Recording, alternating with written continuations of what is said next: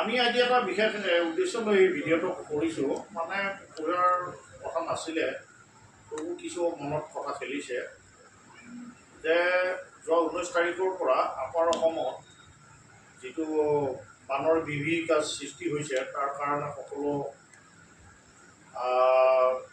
মানুহে তাত মানে দুখ প্ৰকাশ কৰিছে। যাৰ বিবেক বিবেচনা আছে সেই মানুহবিলাকে সেই বানপীড়িত লোকসকলৰ লগত সহমৰ্মিতা প্ৰকাশ কৰিছে আৰু যোনে যেনেকৈ পাৰে সাধ্যানুসাৰে তেওঁলোকলৈ সাহাৰ্য আগবঢ়াইছে আৰু বহুতে দিম বুলি ভাবি আছে, কিবা সুবিধা পালে তেওঁলোকে পঠাম বুলি ভাবি আছে। আমি মানুহৰ মনৰ বতৰটো লৈ আছোঁ।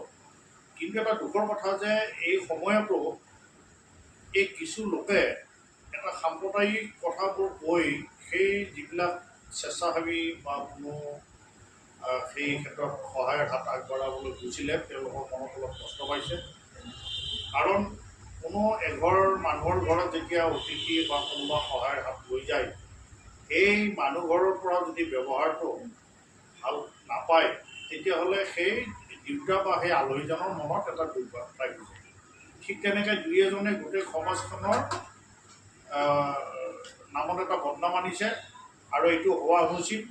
আৰু মই এটা চৰকাৰলৈ অনুৰোধ কৰিম, মাননীয় মুখ্যমন্ত্ৰীলৈ, যে যিসকলে এনেকুৱা সাম্প্ৰদায়িক যিটো কমিউনেল কথাবোৰ প্ৰকাশ কৰি মানুহক লজ্জানত কৰিছে বা মানুহক যিটো হেয় প্ৰতিপন্ন কৰিবলৈ গৈছে, সেইসকলক অতি শীঘ্ৰে ডিটেক্ট কৰক, তেওঁলোক কৰায়ত্ব কৰক আৰু মানে এক্সেম্পলেৰী পানিছেবল বুলি কয় যিটো, সেইটো এটা দি দিয়ক।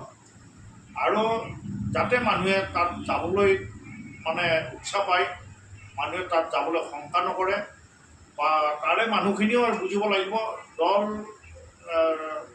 নিৰ্বিশেষে, মানে ধৰ্ম বৰ্ণ নিৰ্বিশেষে সকলোৱে তাত সাহাৰ্য দিবলৈ যোৱা মানুহক আলহীৰ দৰে ব্যৱহাৰ কৰক আৰু ভাল ব্যৱহাৰে পঠাই দিয়ক। তাৰপিছত নেক্সট মানুহে ষ্টেপ ল'বৰ কাৰণে এটা উৎসাহ পাব। আৰু সেই ক্ষেত্ৰত আমিও সকলোলৈ এটা অনুৰোধ জনাইছোঁ যাতে এটা এই দুৰ্যোগপূৰ্ণ সময়ত সকলোৰে সহানুভূতিটো ভালদৰে তাত প্ৰয়োগ হয়। ধন্যবাদ। আমি আজি এটা বিশেষ উদ্দেশ্য লৈ এই ভিডিঅ'টো কৰিছোঁ। মানে পূজাৰ কথা নাছিলে, তবু কিছু মনত কথা খেলিছে যে যোৱা 19 তাৰিখৰ পৰা আপাৰ অসমত যিটো বানৰ বিভীষিকাৰ সৃষ্টি হৈছে, তাৰ কাৰণে সকলো মানুহে